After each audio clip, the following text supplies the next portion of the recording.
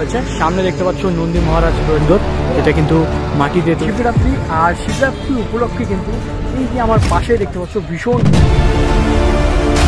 আরও দেখতে পাচ্ছ এখানে কিন্তু দুটো রয়েছে বড় বড় শিবের মূর্তি। এখানে তার পায়ের উপরে দাঁড়িয়ে আছে ঠাকুরের।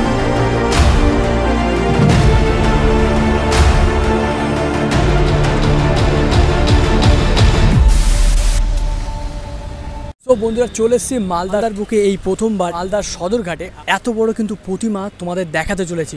ভীষণ একটা বড় কিন্তু প্রতিমা রয়েছে শিবের মূর্তি, আর কালকে রয়েছে শিব পুজো। তো শিব পুজো উপলক্ষে কিন্তু এই মূর্তিটা কোথায় যাবে এবং এত বড় একটা বাজেটের কোন ক্লাবের রয়েছে প্রতিমা সেটা জানবো, আর কোথায় তৈরি হচ্ছে এই শিবের মূর্তি। তো চলো আগে শুনে নিই কত ফুটের প্রতিমা রয়েছে। দেখতে পাচ্ছ নন্দী মহারাজ রয়েছে ভীষণ বড় কিন্তু, আর জাস্ট দেখতে পাচ্ছ রুদ্রাক্ষের মালা রয়েছে ভীষণ সুন্দর, যেটা কিন্তু মাটি দিয়ে তৈরি করা হয়েছে। আর চুলটা দেখতে পাচ্ছ এই যে পাটের, এটা কিন্তু চুল রয়েছে।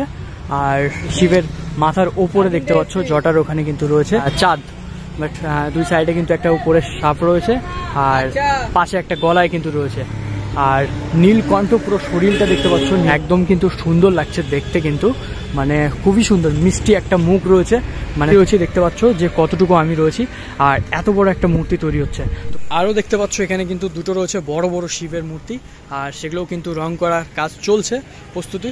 তো আমরা শুনে নেবো আঙ্কেলের কাছ থেকে, যিনি এখানের অনার রয়েছেন। নামটা শুনে নিই আর লোকেশন কোথায় রয়েছে সেটা জানবো। আমার নাম রাসবিহারী রাম। যত বড় পরিকল্পনাটা কিভাবে আসলো মাথায়? ছবি দেখাতে গেলে আমরা করার চেষ্টা করি।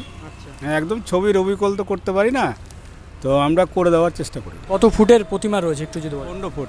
পোশাক আশাক দেখলাম যে একদম মানে যে বাঘের যে ছালটা থাকে সেটা দেখলাম উন্নত, মানে কি বাজেটটা উন্নত আছে, যে ওনারা 2 পয়সা ধরে দিচ্ছেন, তো উন্নত কাজ তো করতেই হবে। আর ওই যে ভিতরে যে ঠাকুরগুলো আছে ওগুলো রং দিয়ে সব কাজ করতে হচ্ছে, আর এটা অরিজিনাল মানে কিনে এনে পড়াতে হচ্ছে। আমাদের কথা হলো একটাই, আমাদেরকে যত দিবেন তত আমরা কাজ করতে বাধ্য থাকবো। আর এটা যাবে কোথায় একটু যদি? এটা ঝলঝলিয়া ভাঙা পার্ক, ওখানে একটা স্টেডিয়াম আছে, স্টেডিয়ামের পাশে। কতদিন সময় লেগেছে এটা বানাতে? এটা 1 মাস গ্যাপও গেছে। হ্যাঁ, হয়তো 5-6 দিন কাজ করে আবার শুকানোর জন্য ছেড়ে দিলাম, এরকম একটা অবস্থা। নন্দী মহারাজের যে 4টা পা রয়েছে, 4টা পায়ের উপরে দাঁড়িয়ে আছে, মানে উপরে প্রতিমাটা স্ট্রাকচারটা গোটাটাই আছে। সবচেয়ে আকর্ষণ এটাই। পুরো কাজটা যে করেছেন কতজন কারিগররা? 8টা লোক আছি আমরা, 8 জন আছি, আমার বউকে নিয়ে 9 জন।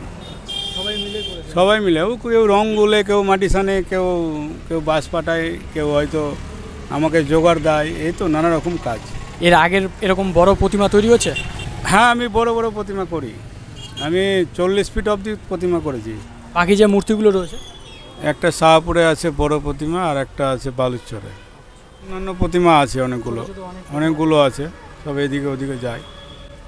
বড় 3টা হচ্ছে আমার এবার। বড় আকর্ষণ 3টা, তার মধ্যে সবচেয়ে বেশি আকর্ষণ হচ্ছে বড়টা, যেটা নন্দীর পিঠে বসে আছে শিব ঠাকুর, সেটা হচ্ছে সবচেয়ে বেশি আকর্ষণ। বাজেটের ব্যাপারে কি বলা যাবে?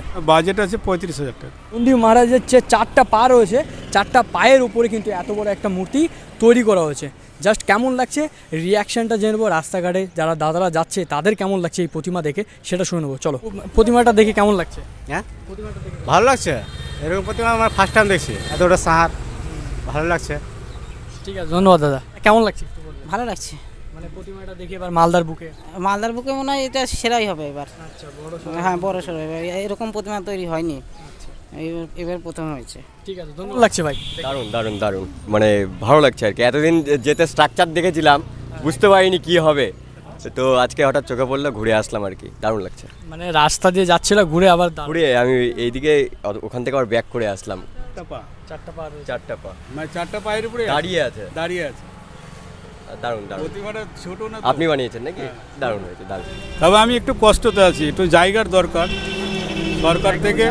সরকার থেকে যদি আমাদের একটা মার্কেট করে দেয় মালদাতে, মৃৎশিল্পীরা এদিক ওদিক ভেসে বেড়াচ্ছে রোডের ধারে, কেউ মানে সমস্যা, খুবই কষ্ট। 30-40 হাজার টাকা ভাড়া দিচ্ছি, রোডের ধারে পড়ে থাকছে ঠাকুর, ভেঙে টেঙে দিয়ে চলে যাচ্ছে গরুতে।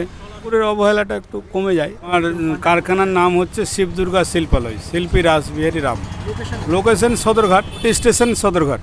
তো তোমরা যারা ভিডিওটা দেখছো আমি জানি তোমরা কিন্তু শিব ভক্ত, হর হর মহাদেব লিখে কমেন্ট করবে। তো বন্ধুরা ভিডিওটা দেখে কেমন লাগলো অবশ্যই কিন্তু কমেন্ট করে জানাবে।